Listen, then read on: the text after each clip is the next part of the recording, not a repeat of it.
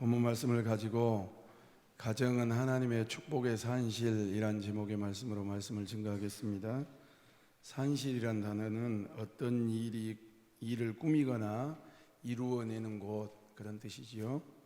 이제 내일이면 계절의 여왕이라고 부르는 5월이 시작되고, 또 5월 하면 가정의 달이라고 우리가 부르잖아요. 그래서 다음 주는 어린이 주일, 그 다음 주는 어버이 주일, 그 다음 주는 스승의 주일, 마지막 주는 또 청소년과 청년들을 빼면 안 된다 그래서 청청주일, 그렇게 해서 지키려고 합니다.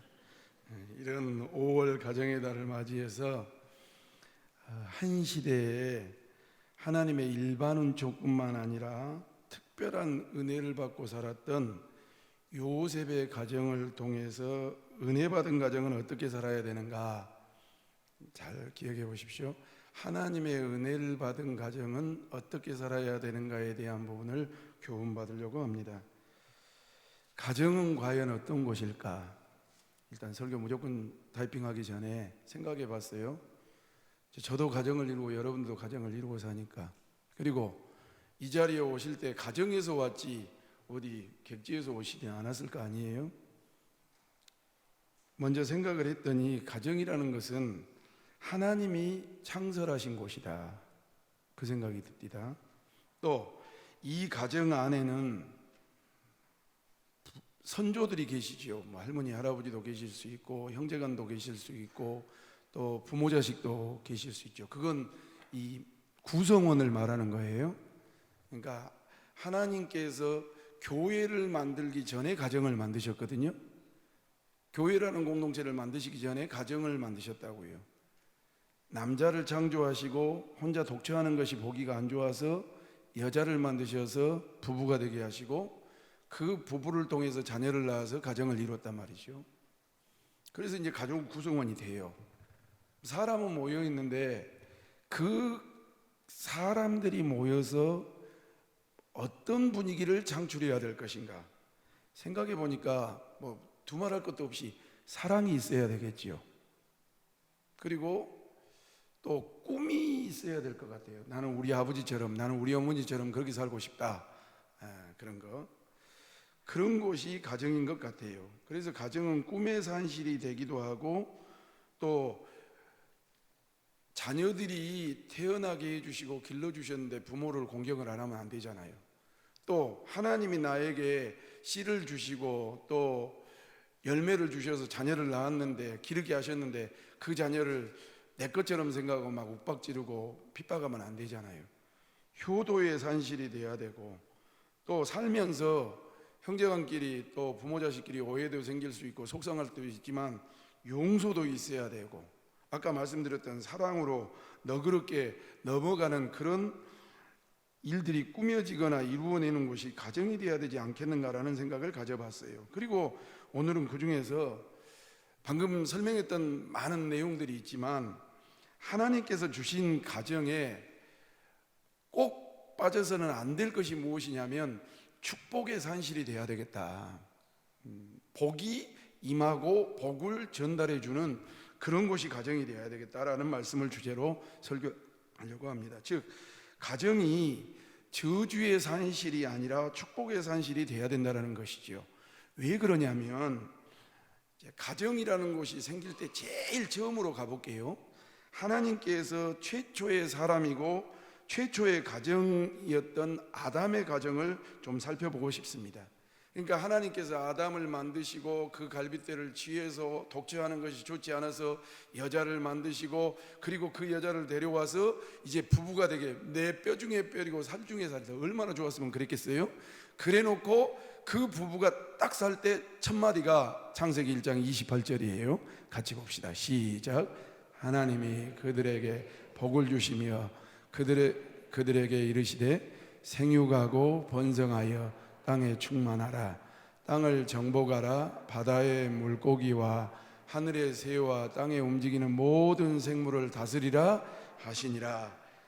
다스리고 정복하고 누리라는 것 그 전에 하나님이 그들에게 뭘 주시고? 복을 주시고. 하나님이 가정을 만들어 놓고 첫 띄는 말씀이 뭐냐면 복을 주신다라는 말씀이에요. 여러분, 하나님이 인간에게 가장 먼저 하신 일이 복 주신 것인데, 에덴 동산에서 끊임없이 이 복, 즉 땅에서 사는 지복을 누리도록 하셨단 말이죠. 하나님은 사람을 이렇게 기계처럼 또 종처럼 부리지 않고 하나님의 대리 통치자로서 하나님의 통치를 받으면서 세상을 다스리고 번성하고 죽음도 질병도 눈물도 갈등도 없도록 지복을 에덴 동산에서 누리도록 하셨다 이 말입니다. 처음에 뭘 만드셨냐면 해달별들 물질을 만드시고요, 그 다음에 식물을 만들었어요. 그리고 동물을 만드시고 그 다음에 사람 인간을 만드셨어요. 이 순서대로 창조하시고 인간이 가정을 이루어서 이 모든 것에 의해서 지배받고 노예가 되는 것이 아니라 이 모든 것을 하나님의 대리 통치자로 하나님의 명령을 받고 순종하고 복을 받기를 살기를 원하셨다라는 거지요. 여기까지는 아주 좋아요. 그러나 인간은 사단의 유혹을 받아서 꼬임에 넘어가서 하나님처럼 되려고 하다가 결국 타락하고 반역하여서 하나님이 주신 이 땅 위의 지복을 잃어버리고 형벌을 받아서 하나님과 교제할 수 없는 저주받는 인생이 되었다라는 사실입니다. 이게 원죄예요. 원죄. 타락이라는 거 하는 거예요. 타락. 하나님과 단절이 되니까 어떻게 되냐면 생명을 잃어버리게 되었어요. 관계가 단절되니까요. 그래서 영적으로 죽음에 이르게 됐고 육적인 죽음도 됐고 영원적인 죽음, 죽을 수밖에 없는 존재가 돼버린 거예요. 관계가 깨져버리니까 창조주와 피조물이, 구원주와 이 구원받아야 될 이 백성이 관계가 단절돼 버리니까 그때부터 모든 것이 이 엉망진창이 돼버린 거예요. 하나님과 교제가 단절되어서 영적으로 무지하고 죄의 노예가 되어서 지배를 받고 죄를 좋아하는 친죄 성향을 가진 저주받은 인생이 돼버렸어요. 여러분 상식적으로 생각해 보세요. 죄를 좋아하면 안 되잖아요. 그죠? 근데 타락한 인생의 이유 모든 씨들은 그냥 죄를 가르치지 않아도 죄인이 돼버려요. 그리고 나이가 들면서 더 무서운 것이 뭐냐면 뻔히 알면서도 그걸 짓고 있어요. 그리고 지어놓고도 양심에 화인 맞은 사람처럼 그걸 합리화하고 그것에 이렇게 적응하면서 사는 것이 무서워지더란 말입니다. 어렸을 때는 그렇지 않았어요. 부모님 밑에 살 때는 혹시라도 양심을 속이거나 혹시라도 미워하는 마음이 있거나 혹시라도 질투하는 마음이 있으면 그런데 나이가 들면서 점점 악해져 가고 있는 것을 바라볼 수 있어요. 예수를 믿어도 그런 것 같아요.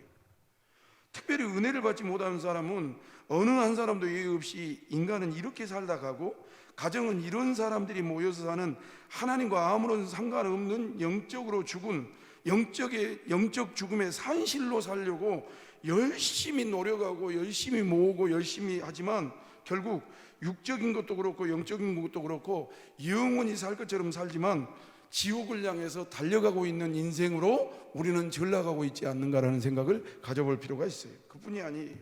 하나님과 단절되어서 살기 때문에 하나님과 교제가 없단 말이죠.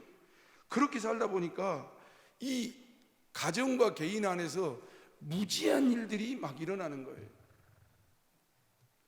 무지의 산실이 되고요, 죄의 노예의 산실이 되고요, 아까도 언급했지만 친죄 성향의 산실이 될 수밖에 없다. 산실이라는 것은 아까 말씀드렸던 것처럼 어떤 일을 꾸미거나 어떤 일을 이루어내는 것이 개인도 가정도 이 구성원들도 그렇게 돼버렸다는 것이죠. 관계가 깨져버리니까. 여러분 예수 믿는다는 것은 무엇인 줄 아십니까? 예수 믿는다는 것은 단순히 예수님이 십자가에 나에 달려서 죽었다, 그리고 그 예수님이 내 죄를 담당했다, 그 예수를 믿음으로 말미암아 성령님이 내 안에 계신다, 그리고 성령님께서 나와 동행해서 산다, 그리고 나는 죽으면 천국 간다, 그 의미도 있지만 따라합시다. 우리는 재창조되었다. 이게 신학자들의 모든 보수적인 신학자들의 이 공통적인 재창조가 뭔지 아십니까? 다시 태어났다 이 말이에요. 아담과 하와가 하나님과의 관계가 깨져가지고 죽음의 관계가 되었는데 예수를 믿음으로 말미암아 그 죄가 없는 상태로 다시 돌아갔다. 왜? 우리 안에 성령님이 내주하시니까, 하나님을 모시고 사니까. 그래서 화인맞았던 인생이 예수 그리스도의 보혈로 말미암아 다시 한번 회복되어졌다. 사랑하는 성도 여러분, 진짜로 우리가 예수를 믿는다면 죄의 문제에 대한 심각성을 가지고 죄와 싸우되 피 흘리기까지 싸우고 내 양심을 지키고 내 양심을 강화하고 나의 모든 것까지도 여러분 섬세하게 잘 관리하셔서 처음 아담이 창조되어져서 하나님을 주인으로 모시고 왕으로 모시고 또 구원자로 모셨던 그 관계가 회복되는 것처럼 우리 안에 어둠의 영이 떠나고 하나님과의 관계가 바로 세워지는 우리 모두가 될 수 있기를 주님의 이름으로 축원합니다. 여러분, 그곳이 교회인 것입니다. 예수님을 믿고 재창조되고 그것을 맛보고 그것을 꿈꾸면서 말씀과 성령에 의지하여서 천국을 연습하는 것이 교회라. 그뿐만 아닙니다. 하나님과 단절되어 살았기 때문에 교제가 없어지고 또 교제 없이 살기 때문에 가정은 영적 무지의 산실, 죄의 산실, 친죄 성향의 산실이 될 수밖에 없었다. 그러나 하나님을 떠나서 에덴 동산에서 추방된 인간이었지만, 그런 추방된 인간이었지만 하나님께서는 근본 사랑이신지라 자기의 형상을 따라 지었기 때문에 특별한 은혜를 주셔서 다시 자녀로 삼아주시는 일을 계속 시도하셨다는 거죠. 돌아오길 원하신다. 그리고 그들에게 복을 주시는 것인데, 그래서 가정은 축복의 산실로 바꾸시기를 원하셨다는 말입니다. 그래서 여러분들이 너무너무 잘 아시는 것처럼 여러분, 하나님의 특별한 은혜를 받은 인류의 제2의 조상이라고 하는 사람이 누구냐면 노아입니다. 노아. 그러니까 하나님께서 아담을 만들어 놓으시고 복을 주시고 다스리고 정복을 다 해놨는데, 아담이 이 마귀의 유혹을 받아가지고 이 하나님과의 관계를 깨뜨려 버리고 반역해서 죽게 되었단 말입니다. 그리고 중간중간에 셋이라든지 그런 의로운 분들이 계셨어요. 그런데도 완전히 하나님의 나라를 이루지를 못해요. 나중에 창세기 9장 정도 가면, 8장까지 가면 하나님이 어느 정도로 이 인생을 슬퍼하시냐면 사람을 지으신 것을 한탄하셨더라 그래요. 따라갑시다. 사람을 지으신 것을 뭐 한다고요? 어느 한 군데 소망을 둔 데가 없는 거예요. 누구 한 사람 이렇게 마음을 댈 만한 곳이 없은. 왜 내가 사람을 지었을까? 우리 어른들 그러지요. 어르신들, 부모님들 가정에서 진짜 내가 왜 저것을 낳아서, 그런 말씀 가끔가다 하신 분들이 있잖아요. 그 정도 돼버렸어요. 그때 창세기 6장 8절 말씀을 보니까 볼까요? 다 같이 창세기 6장 시작. 그러나 노아는 여호와께 은혜를 입었더라. 그렇게 사람 만드는 것을 온 세상이 타락하고 죄로 간영해가지고 정말 하나님께서 싫을 정도였으나, 그러나 누구는? 노아는. 화면 좀 띄워놓으시죠. 그러나 누구는? 노아는. 여러분, 저와 여러분들의 이름을 한번 넣어볼까요? 시작. 그러나 상석이는 여호와께 은혜를 입었더라. 그런 가정, 그런 사람 되시기를 주님의 이름으로 축원합니다. 세상이 아무리 관영하고 믿는 사람들이 아무리 곁길로 간다 할지라도 정말 하나님을 두려워하고 떨면서 경외하는 노아는 여호와께 은혜를 입었더라. 이 주석 찾아보니까요, 이 여호와께라는 것은 여호와의 눈에, 그렇게 해석하면 맞고, 은혜를 입었더라라는 것은 히브리어로 하나님인데 불쌍히 여기다, 아랫사람에게 호의를 베풀어 주다, 그런 뜻이에요. 그러면 그렇게 세상이 완악했지만 노아는 여호와의 눈에 불쌍히 여김을 받았더라. 여호와의 눈에 아랫사람으로서 호의를 받았더라, 그런 뜻을 말씀하고 있는 것이죠. 세상이 너무너무 악해져서 하나님께서 뭘로 심판하신다 그랬죠? 노아에게 물로 심판하신다. 큰 홍수를 내려서 이 세상의 모든 사람들 동심을 다 쓸어본다.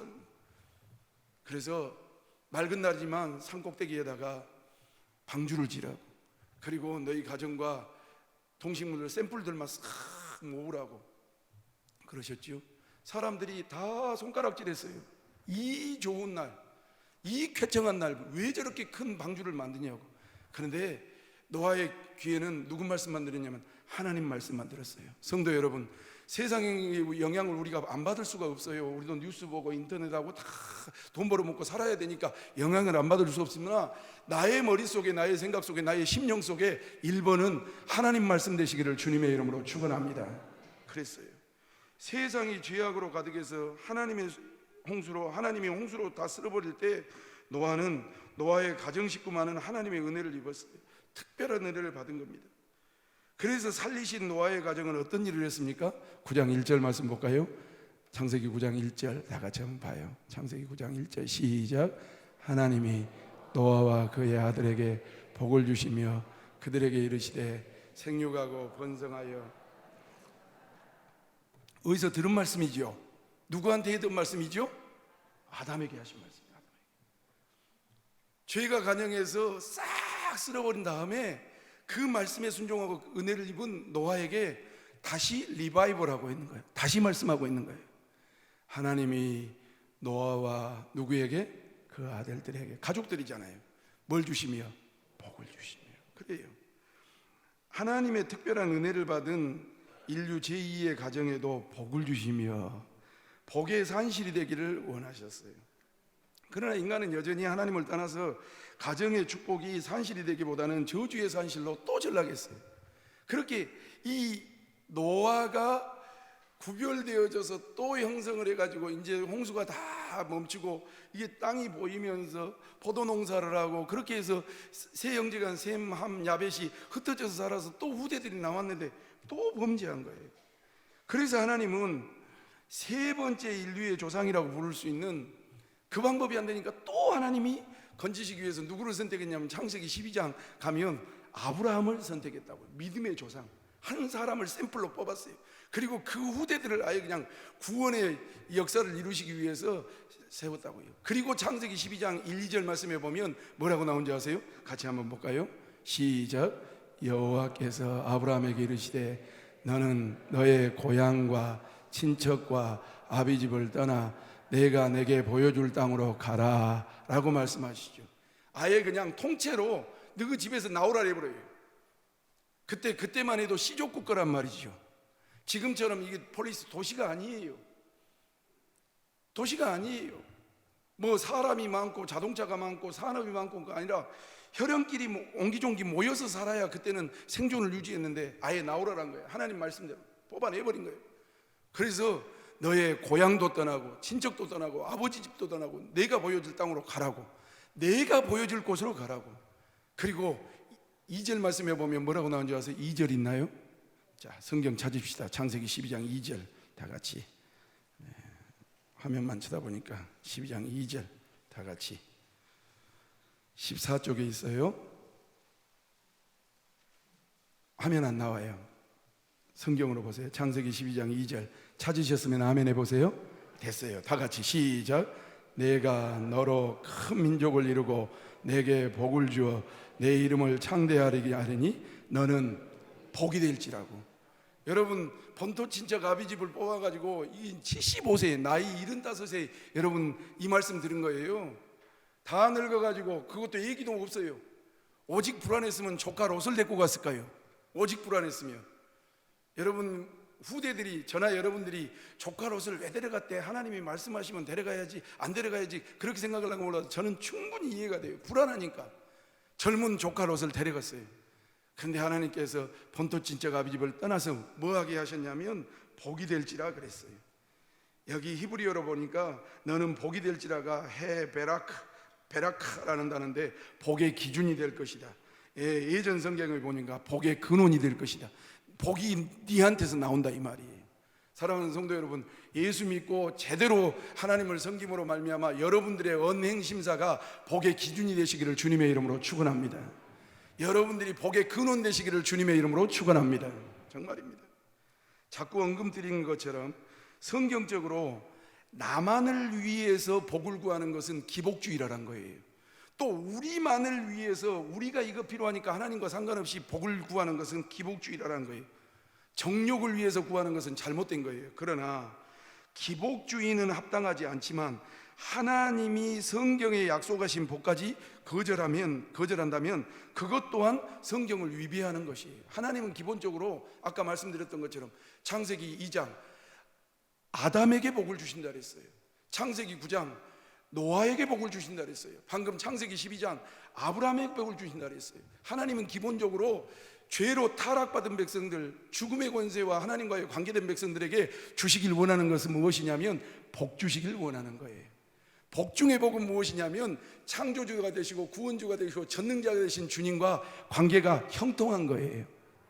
사랑하는 성도 여러분, 날마다 이 숙제를 가지고 하나님 앞에 바로 서길 위해서 몸부림치는 우리 모두가 될 수 있기를 주님의 이름으로 축원합니다.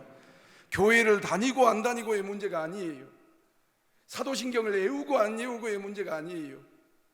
물론 사도신경 애우면 좋겠고 교회에 오면 좋겠지만 여러분, 교회 다니면서 하나님을 주인으로 모시고 그분이 나의 창조주가 되시고 나의 구원주가 되시고 나의 심판주가 되시고 나의 왕이 되심을 알고 그분께 고개 숙여서 그분의 통치를 받고 그분의 말씀을 들어 아멘하고 따라갈 때 하나님께서 관계뿐만 아니라 영육의 모든 범사에 복을 허락해 주실 줄로 믿습니다. 그렇습니다. 특별한 은혜를 받은 믿음의 조상 아브라함의 가정이 축복의 산실이 되었다라는 것이지요. 하나님은 아브라함에게 주신 복이 누구에게도 가게 하셨냐면 아들 이삭에게도 가게 해주셨어요. 욕심나잖아요, 그죠? 아버지가 하나님께 선택을 받아서 복의 산실이 되고 기준이 되고 근원이 되고 복덩어리가 되었는데 그것이 누구에게 가게? 자녀 이삭에게 가게 해주셨어요. 그리고 또 그 자녀였던 야곱에게 가게 해주셨어요. 그리고 또 그 자녀들이었던 증손자들에게 12자녀들에게 복이 가게 해주셨어요. 그리고 그 후대들을 통해서 예수 그리스도가 탄생하였고 그 예수 그리스도를 믿는 모든 사람들에게 복이 전달될 수 있도록 하나님께서 은혜를 주신 거예요. 특별한 은혜로 예수 그리스도를 구세주로 믿고 하나님의 자녀로 살아가는 가정은 자신도 복을 받고 자신이 받은 복이 자녀들에게도 전달된다는 사실을 우리는 기억해야 해요. 그런데 여러분, 여기까지는 참 좋은데 제가 설교 준비하면서 그러면 우리 가정에 구체적으로 이 하나님의 축복이 어떻게 산실로 나타날 것인가를 좀 생각해 봤다고요. 하나님은 복 주시는 하나님이시고 또한 예수 그리스도를 믿는 그 믿음의 백성들에게 아브라함과 이삭과 야곱이 받았던 그 복이 계속 전달되어져서 후대들에게 가길 원하고 공동체에 가길 원하는데 어떻게 그럼 일하셨는가? 1번 한번 볼까요? 다 같이 봅시다. 1번 좀 띄워주세요. 시작. 은혜 받은 가정은 축복의 말로 축복의 산실이 돼야 된다. 말인 것 같아요. 내가 다음 주에 또 설교 준비해놨어요. 일단은 말로 이 축복이 전달된다는 거죠. 오늘 성경에 나온 요셉의 아버지, 우리가 읽었던 이 창세기 49장의 요셉의 아버지가 누구냐면 야곱이에요. 그런데 이 야곱이는 어마어마하게 파란만장한 인생을 살았어요. 일단 부인이 몇 명이었냐면 4명이었어요. 부인이 사랑했던 라헬, 원래대로 순서대로 하면 레아, 라헬, 비라, 실바. 그런데 제일 사랑했던 사람은 라헬이란 여자였어요. 그런데 자기가 처음에 라헬과 결혼하고 싶어서 열심히 일했는데 이 장인어른이고 외삼촌이었던, 그때는 근친이 됐으니까 외삼촌이었던 이 라반이가 거짓말로 저녁에 그냥 레아를 여본 거예요. 큰딸부터. 그래가지고 순서가 바뀌어본 거예요. 자, 근데 그건 이따 이야기하고요. 이 믿음의 조상이었던 야곱이의 인생을 좀 내가 설명할게요. 이분은, 이 야곱이라는 믿음의 조상은 언제 때부터 문제가 있는 분이냐면 엄마 뱃속에서부터 욕심이 너무 많았어요. 왜? 이스라엘은 첫째 놈이 장자권과 축복권을 가져요. 재산도 부모가 이렇게 마지막에 분할할 때 장자에게 반 이상을 줘요. 그런데 태어나지도 않았는데 이 야곱이는 쌍둥이로 태어났는데 형님이 누구냐면 에서라는 형님이에요. 근데 그 형님의 발꿈치를 잡고 태어났다 해서 야곱이라고 불렀거든요. 그런데 자신의 욕심으로 인해서 형 에서의 나중에 커가지고 축복권과 장자권을 빼앗아 버리니까 형이 남성적인 기질이고 사냥을 잘하신 분인데 나중에 거짓말을 쳐가지고 자기의 축복권과 장자권을 빼앗았던 것 때문에 집안에서 문제가 생길 것 같으니까 생명을 부지하기 위해서 어머니가 자기 집에서 외삼촌 나반이라고 하는 그 외삼촌 집으로 피난을 시켜요. 욕심 때문에, 거짓말 때문에. 그런데 지금 학자들이 연구를 해보니까 지금 아버지 이삭이 살고 있는 집과 삼촌, 외삼촌이 살고 있는 집이 몇 킬로가 떨어지냐면 800킬로 정도가 떨어졌어요. 여러분, 광주에서 서울까지 320킬로예요. 그러면 2배 반 이상을 이렇게 가야 되는 나그네 생애를 살았는데 왜 그러냐? 그것은 자기의 욕심, 거짓말 때문에 그랬어요. 두 번째, 사랑하는 아내를, 그러니까 삼촌 집에 간 거예요. 라반의 집에 가서, 비록 이제 조카긴 하지만 그냥 묵을 수는 없잖아요. 그러니까 종 비슷하게 이렇게 일을 해요. 목축업을 하는데 외삼촌 집에, 그러니까 배단이 아니 사촌 형제간이죠. 보니까 누가 이쁘냐면 라헬이 이뻐요. 그래서 그 라헬을 자기 부인으로 만들기 위해서 열심히 일을 했는데, 아까 말했던 것처럼 7년이나 일했는데 삼촌이 라헬을 이게 부인으로 붙여준 것이 아니라 레아를 먼저 큰 딸이라 해서 붙여줬어요. 그래서 속임을 당해서 14년간 긴긴 머슴살이를 해요. 그리고 세 번째로, 자기도 형님을 속여가지고 이렇게 이 장자권과 축복권을 빼앗은 것이 강교한 사람인데, 외삼촌은 더 강교해가지고 뭐 나는 놈이 얘 붙어간 놈이 있다고 강교한 장인인 이 라반에게 품삯을 몇 번을 속이냐면 10번을 준달했다가 안 주고 준달했다가 안 주고 준달했다가 안 주고 속임을 당해요. 그러니까 심은 대로 거둔 거예요. 자기도 거짓말 잘 치고 이 욕심 많은데 삼촌은 더 그래요. 여러분, 10번 그러니까 아무것도 아니지만 요즘은 노조라도 있고 여러분 노동청이라도 있습니다. 월급 준달해가지고 안 줘버리면 그 다음 달 카드값은 어떻게 하며, 그 다음 날 생활비는 어떻게 하며, 얼마나 애간장이 탔겠어요. 그뿐만이 아니에요. 네 번째, 이제 가정을 이뤄가지고 애기들을 12명을 낳았는데, 그러니까 여자분들이 4분이니까 그 밑에서 자녀들이 낳았는데, 그 중에 딸 하나가 낳았는데 그 딸이 누구냐면 디나라고 하는 딸이에요. 근데 이 딸이 옆에 동네 세겜이라고 하는 동네로, 그냥 우리 동네보다는 다른 동네고 구경해서 갔는데 세겜 추장의 아들에게 강간을 당한 거예요. 나는 이 원고 쓰는데 나도 딸이 있지만 막 살이 떨리더라고요. 얼마나 화가 났을까. 강간을 당하고 왔어요. 그런데 그것 때문에 무슨 일이 있냐면, 이 디나라고 하는 딸의 오빠들, 12명의 오빠들이 세겜에게 찾아간 거예요. 세겜 동네로 가서 뭐를 하냐, 너희들이 우리 여동생을 이렇게 사랑했는데, 그러니까 거칠게 말하지 않고 사랑했는데, 우리 히브리 민족은, 아브라함의 후손을 말합니다. 히브리 민족은 결혼을 하려면 할례를 해서 이렇게 하나님의 백성으로 표징을 삼아야 된다. 근데 너희들이 우리 동생을 겁탈을 했으니까, 사랑했으니까 너희들도 할례를 받아서 우리하고 이렇게 사돈지간이 되자. 그러니까 좋게 받아들여요. 그래가지고 세겜 족속에 있는 모든 남자들이 할례를 받는데, 남자들이 포경수술하면 못 움직이잖아요. 그러니까 포경수술하고 가장 안 좋을 때 그 야곱의 12자녀들이 가가지고 다 잔인하게 살인을 해버려요. 여러분, 복수하기 위해서 그 아들들이 무작위한 안갚음을 했고, 아들들이 순식간에 살인자가 됐어요. 그뿐만이 아니에요. 아직 반도 안 속였어요. 7년간이라도 머슴살이 하면서 나엘을 사랑했다 그랬잖아요. 얼마나 이쁘고 좋았으면 그랬을까요? 7년을 속임을 당하고 레아하고 먼저 결혼하고, 또 네가 7년간만 수고해주면 둘째 딸을 나엘을 준다 해서 수일처럼 생각하고 열심으로 사랑하면서 그 부인을 얻었던 나엘이 여러분 아이를 낳다가 죽었어요. 그뿐만이 아니에요. 사랑하는 아내가 낳은 이 라헬이 낳은 요셉이를 그 배다른 형제간들이 질투하고 시기하고 아버지가 저놈 새끼만 좋아한다 해가지고 아시는 것처럼 애굽에다 돈 받고 팔아본 거예요. 그런데 야곱이는 죽어버린 줄 알았지, 그렇게 자기 자녀들이 속여서 팔았다는 생각은 꿈에도 못하고 몇 년을 보내냐면 22년을 보내요. 기구하죠. 그 정도가 아니에요.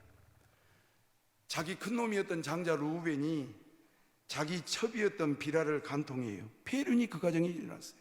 그뿐만이 아니에요.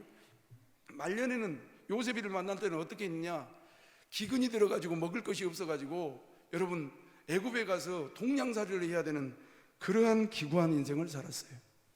나중에 요셉을 만나서 애굽 왕을 만날 때 당신 몇 살 먹었습니까? 내 나이 이렇게 수세월 살았는데 험악한 인생을 살았다고. 이런 일들이 어디에서 일어났냐면, 여러분 믿음의 조상 한번 외웁시다. 믿음의 조상이 누구지요? 아브라함, 이삭, 야곱, 그리고 12형제간 가운데 나타난 거예요. 야곱의 가정 안에서 일어났던 사건들이에요. 지금으로 따져보면 우리 중앙장로교에서 그런 기구한 인생이 있으면 그분 우리 교회에서 신앙생활 못할 겁니다. 눈총 받아서. 그런데 그가 하나님의 은혜를 체험하고, 이 대목이 중요해요. 그렇게 기구하고 정말 처참한 그가 하나님의 은혜를 체험하고 마지막 인생을 완전히 변해요. 그래서 1월, 2월, 3월 달 이 월삭 새벽 기도 때 내가 뭐냐 했냐면 이 야곱에 대해서 설교한 거예요. 우리가 베델로 올라가자. 처음 아버지 집에서 도망갈 때 그 베델에서 하나님을 체험하고 기름을 부으면서 하나님 나에게 복을 주시면 이곳에서 제단을 쌓겠습니다. 그런데 그곳으로 돌아오지 않냐고 엉뚱한 데서 묵고 마시고 재산 형성하고 그렇게 살다가 그런 처참한 결과가 나타나서 하나님의 은혜의 자리로 돌아와서 변한 거예요. 하나님의 전적 주권을 의지하지 않고 하나님의 은혜를 따라 욕심을 내려놓지 않다가 그러한 전적 주권과 은혜를 인정하고 하나님께 모든 일을 맡기고 사는 인생으로 바뀌었어요. 그리고 그는 그의 인생에서 가장 기념비적인 일을 했는데 그것이 무엇이냐면 창세기 48장과 49장이에요. 사랑하는 성도 여러분, 숙제 내드릴게요. 집에 돌아가셔서 창세기 48장하고 49장을 꼭 읽어보시길 바랍니다. 야곱이 죽기 전에 무엇을 하냐? 기념비적인 일을 하는데 자기 아들들 12명과 또 요셉이가 낳았던 그 애굽에서 난 이 손자들을 위해서 복을 빌어주는 장면이 나와요. 그 중에 우리가 22절 읽었어요. 다 같이 한번 읽어보죠. 다 같이 시작. 요셉은 무정한 가지 곧 샘 곁에 무성한 가지라. 그 가지가 담을 넘었도다. 축복하는 내용이에요. 감정의 담, 축복의 담, 국경의 담, 환경의 담을 뛰어넘어서 요셉이 풍성하고 형통한 삶, 한계를 뛰어넘는 삶, 영향력 있는 삶, 복을 누리는 삶, 그런 축복 기도를 그가 쏟아내고 있는 거예요. 그리고 그 축복 기도는 그들이 살아왔던 결과물이기도 했어요. 자녀들이 살아왔던. 그리고 부모와 선조가 지켜보고 있는 기대와 하나님의 일하실 것에 대한 축복의 말씀이기도 했어요. 그러므로 여러분 따라합시다. 축복은, 크게 합시다. 축복은 말로 하는 거예요. 마음속에 담아놓고 있기만 하면 안 된다라는 것을 우리는 기억하셔야 돼요. 예수님이 그랬어요. 너희들의 입으로 들어가는 것은 더러운 것이 없다. 여러분, 더러운 것을 여면 오바이트가 나오게 돼 있어요. 그러나 너희들 마음속에 있는 것이 너희들의 입 밖으로 나오는 것이다. 너희들의 마음이 저주와 어둠과 악한 것이 있으면 그것을 토해내고 너희들의 마음이 정말로 하나님의 말씀과 은혜가 있으면 그 은혜와 간증을 쏟아내게 되어 있다라고 말씀하셨어요. 마음속의 생각을 말로 표현해야 된다는 것을 우리는 부모로서 잘 기억하셔야 돼요. 표현할 때 저주가 아니라 축복의 말을 해야 된다는 것을 항상 명심하셔야 돼요. 축복은 말로 표현할 때 효과를 발휘한다는 것을 창세기 48장과 49장에서는 말씀하고 있어요. 아브라함은 이삭에게, 이삭은 아들 야곱에게, 야곱은 그 12자녀들과 두 손자에게 언어를 통해서 축복하셨다는 사실이에요. 부모가 축복할 만한 도덕적인 삶이 있어서 그러느냐? 이 정도 설명하면 목사님, 내가 배운 것이 있기를 합니까? 자식들에게 재산을 주기를 합니까? 나 가진 것이 뭐라고 자녀에게 축복을 하겠습니까? 그렇게 질문하실 수도 있어요. 그러면 물어봅시다. 믿음의 조상이라고 했던 아브라함은 어떻게 보면 우리보다 더 비열한지도 몰라요. 자기가 살기 위해서 자기 부인을 2번이나 자기보다 힘 있는 사람에게 내어주었어요. 어찌 그럴 수가 있겠습니까? 그러면 두 번째, 아브라함의 아들 이삭은요, 아버지를 닮아서 그런지 몰라도 아버지랑 똑같이 자기 부인을 리브가를 또 힘있는 사람에게 내줬어요. 방금 열거했던 야고비를 생각해 보십시다. 도덕적으로 볼 때 본받을 만한 사람이었는가? 그러나 하나님의 은혜를 받음으로 자식들에게 하나님의 축복의 전달자로 복을 내리신 것을 볼 수가 있어요. 야곱이 손자들을 축복할 때, 이 애굽에서 난, 이방에서 난 요셉의 자녀들을 축복할 때 어떻게 했는가를 창세기 48장 15절로 16절 나오는데요, 여러분 이 말씀은 잊어버리면 안 돼요. 야곱이가 자기 두 손자들, 요셉의 두 손자들을 축복할 때 어떻게 축복했는가, 우리도 이 근거로 축복해야 돼요. 다 같이 48장 15절로 16절 읽읍시다. 시작. 그가 요셉을 위하여 축복하여 이르되, 아버지 이삭이 섬기던 하나님, 나의 출생으로부터 지금까지 나를 기르신 하나님, 나를 모든 환난에서 건지신 여호와의 사자께서 이 아이들에게 복을 주시오며 이들로 내 이름과 내 조상 아브라함과 이삭의 이름으로 칭하게 하시오며 이들이 세상에서 번식되게 하시기를 원하나이다. 15절 한번 더 띄워줘 보실래요? 다시 한번 쭉 빨리 읽읍시다. 15절 시작. 그가 요셉을 위하여 축복하여 이르되, 내 조부 아브라함과 아버지 이삭이 섬기던 하나님, 나의 출생으로부터 지금까지 나를 기르신 하나님의 이름을 가지고 축복하는 거예요. 사랑하는 성도 여러분, 저나 여러분들이 아버지로서 어머니로서 흥결이 많죠. 또 목회자로서 또 직분자로서 감당하지 못할 때가 있죠. 그러나 근본적으로 생각해 보면 나의 나된 것은 누구의 은혜냐면 하나님의 은혜로 된 줄로 믿습니다. 교회가 교회되는 것은 하나님이 있기 때문에 그런 거예요. 내가 내된 것은 하나님이 있기 때문에 그런 거예요. 인간적으로 사랑하고 인간적으로 돈 주고 인간적으로 물론 필요해요. 그러나 무엇을 유산으로 주어야 되냐면 15절 보니까 그가 요셉을 위하여 축복하여 이르되, 자식들이라고 생각하고 형제간들이라고 생각하면 돼요. 내 조부 아브라함과 아버지 이삭이 섬기던 하나님, 나의 출생으로 나가 태어날 때부터 지금까지 나를 기르신 누구? 하나님, 나를 모든 환난에서 건지신 여호와의 사자께서 이 아이들에게 복을 주시오며. 사랑하는 성도 여러분, 하나님의 이름, 예수님의 이름, 성령님의 이름으로 축복하시기를 주님의 이름으로 축원합니다. 축복의 말에 인색하지 말아야 됩니다. 빈말이나 비꼬는 말이 아닌, 또 가시를 숨겨놓은 말이 아닌 진심과 신앙과 소망을 담아서 하는 말. 자식들이 축복을 받을 만한 조건이 없는데 무슨 축복을 하냐고, 그럼에도 불구하고 장점을 생각하고 소망을 담아서 축복에 인색하지 않는 삶을 살아야 될 것입니다. 하나님은 인간을 하나님의 형상대로 창조하신 후에 복을 주시기를 원하셨습니다. 하나님이 우리를 위해서 복 주시길 원하는데 어느 누구가 여러분 그 복을 저주로 바꿀 수 있겠습니까? 노아를 홍수에서 살려주신 후에도 축복해 주셨는데, 미안한 말이지만 노아가 홍수에서 내려와서 포도 농사를 해가지고 술을 먹고 자녀들 앞에서 쑥스러운 모습을 보여주셨는데도 그럼에도 불구하고 하나님은 노아가 빈 축복이 자녀들에게 임하게 하셨다는 사실을 우리는 기억해야 할 것입니다. 내가 아니고 나는 도구일 뿐입니다. 부모로 태어났으니까, 부모의 위치에 서 있으니까, 목회자이기 때문에 하나님께서 그 권위를 주신 것입니다. 믿음의 조상 아브라함을 부르신 후에도 축복해 주셨습니다. 아브라함도 축복을 해줄 만한 완전한 사람이 못 됩니다. 자신의 조건을 보면서 축복하는 것이 아닙니다. 하나님의 은혜를 받았으니 앞으로 복 주실 줄로 믿고 여러분 축복의 전달로 사용되어지는 우리 모두가 될 수 있기를 주님의 이름으로 축원합니다. 말하면 되는 것을 안 하고 있으면 얼마나 답답하겠습니까? 설교 마쳤습니다. 보십시오. 자꾸 이게 부정적인 이야기를 해요. 자꾸 그 말 속에, 저주 속에, 굴레 속에, 어둠 속에 갇혀서 우리 스스로가 어둠의 분위기를 만든다면 이것은 저주의 자녀지 하나님의 자녀가 아닙니다. 설교 마칩니다. 하나님, 나를 축복의 언어를 통해서 축복을 전달하는 그런 선조와 직임자가 되게 하여 주시옵소서.